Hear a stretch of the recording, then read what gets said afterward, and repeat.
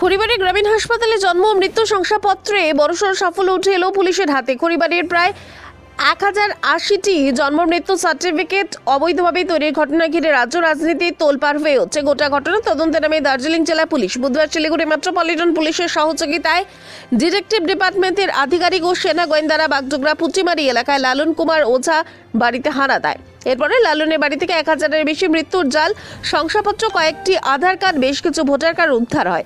অভিযুক্তকে গ্রেপ্তার করে শিলিগুড়ি থানায় নিয়ে আসা হয়েছে। ধৃত লালন কুমার ওঝা এর আগেও জাল শংসাপত্র কাণ্ডে গ্রেপ্তার হয়েছিল বলে পুলিশ সূত্রের খবর। ধৃত পুলিশের জেরায় স্বীকারোক্তি দেন, বাড়িতেই পাসপোর্ট, ভিসা, আধার কার্ড, বিভিন্ন ধরনের নথি বানানো হতো। এগুলি মোটা টাকার বিনিময়ে মূলত নকশালবাড়ি ও খড়িবাড়ি হাসপাতাল থেকেই জাল জন্ম মৃত্যু শংসাপত্র বানিয়ে তৈরি করা হতো বলে জানা যায়।